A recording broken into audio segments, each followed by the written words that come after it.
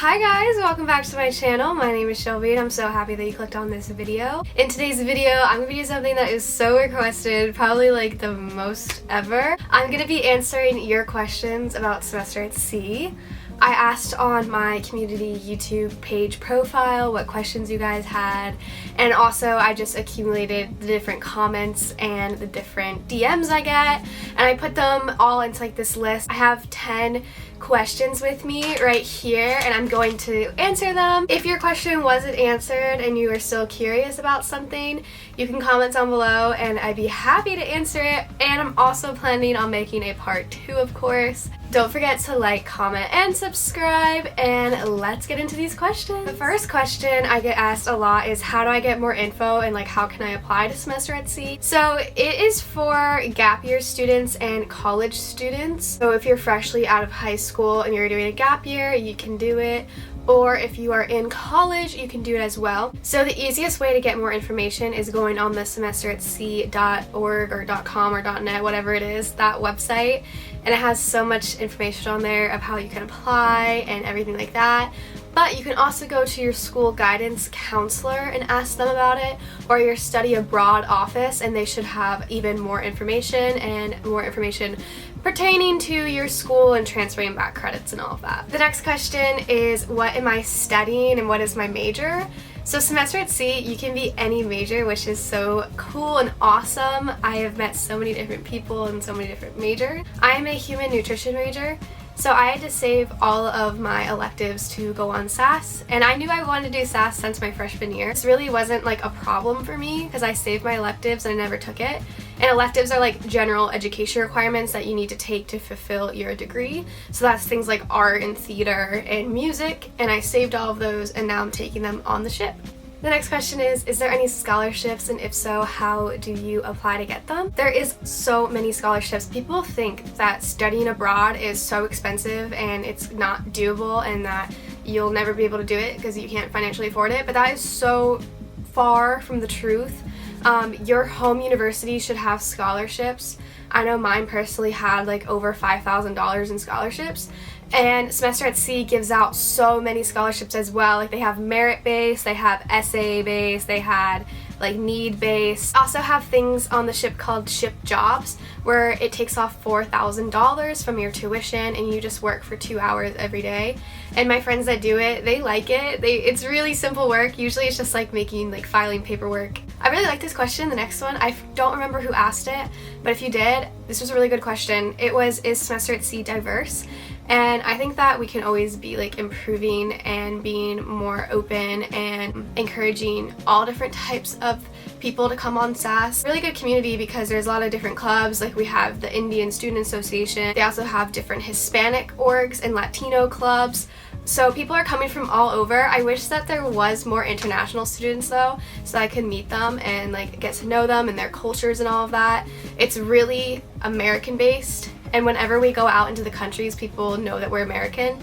So I just wish that there was more international students on the ship, but that does not mean that there's not. I know that in the past dock we had 13 Filipino students who couldn't get off the ship because of like visas or something, but you know, I just really wish that there was more international students. But as Semester at Sea grows and expands to a wider audience, and hopefully through this video somebody will see it and come. The next question is how to pack. I don't really know how to go about this because I made a whole packing video if you want to check that out, and that basically shows everything that I brought, but like really quickly I can just like look around my room and tell you like what I brought, and I'm gonna do a video of like what I wish I brought and like what I wish I hadn't bring, because I think those videos are really fun and super important, because I would have brought some other things if I knew, and I would have not have brought some things if I knew too. So first I just brought this blanket. This is my roommate's bed, this is my bed, but I brought this blanket, I brought snacks.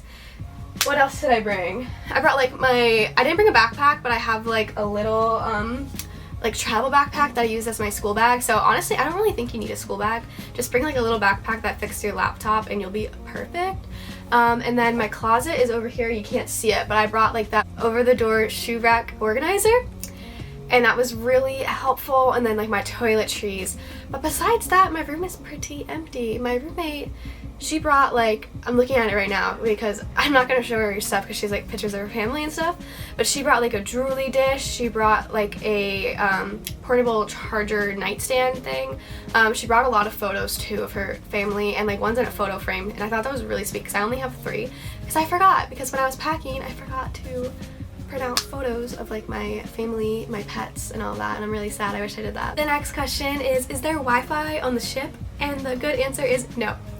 It's not really a good answer, but there's no Wi-Fi on this ship at all. And pro tip, if you have Verizon, switch your carrier, because I have Verizon and it's the worst international plan possible. Verizon only gives you like 3 hours of LTE service a day, and you have to pay $10 every single time you turn that on. So I think AT&T does like a 10-day max out, so once you reach that 10th day you don't have to pay anymore. People get Google Fi a lot because it's a cheaper international plan and people love Google Fi. I recommend that. I do not recommend Verizon. And when we get close to land, like we can get service like when we're cruising across the land if we're close enough to it. But then I still have to pay $10 every single time I turn that on.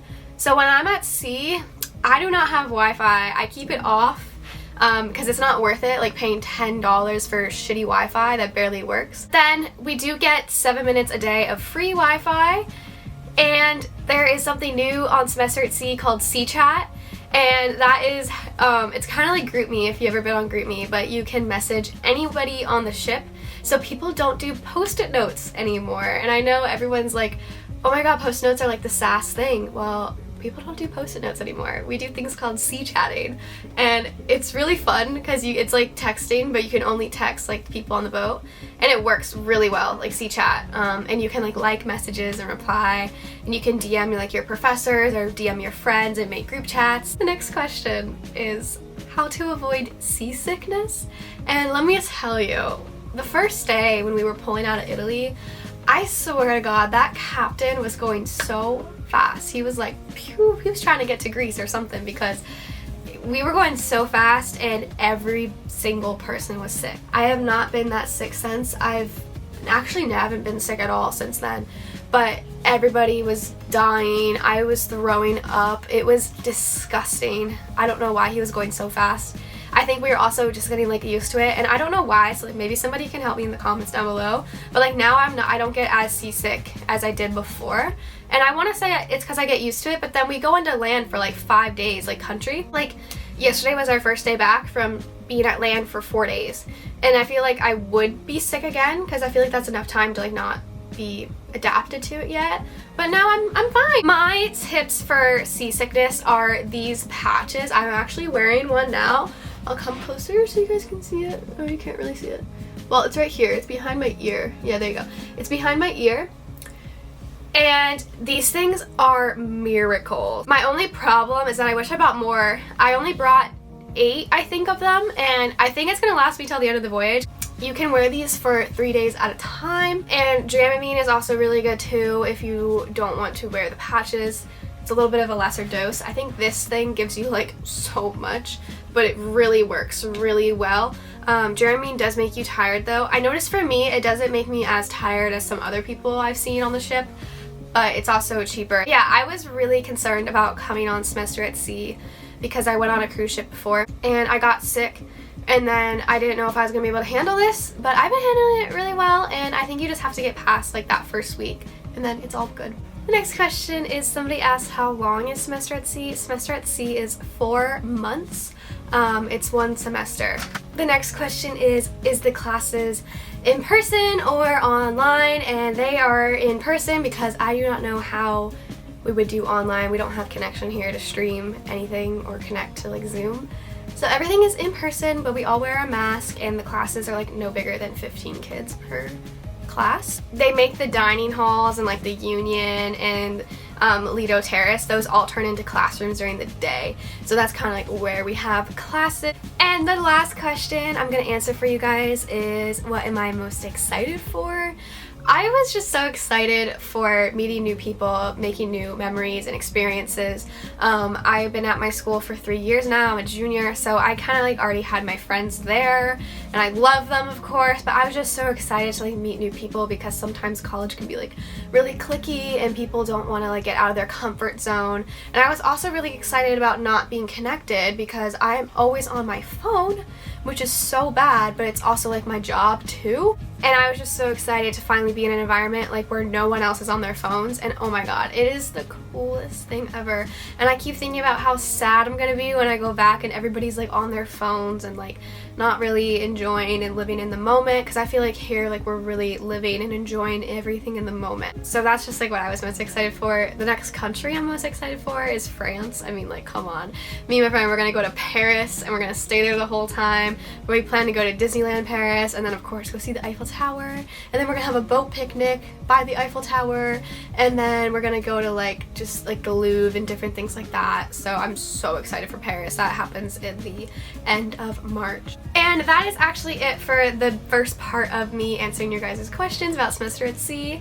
I really hope they help, and I really hope that you guys learned something, and please comment down below if you have any other questions. I would be so happy to answer, and I'll do a part 2. If you want to go back to that post that I made like a week ago now, you guys can still comment your questions there and I'll go back and I'll look at them there too. But thank you guys so much for watching my video. I'll see you guys in my next one. Bye guys!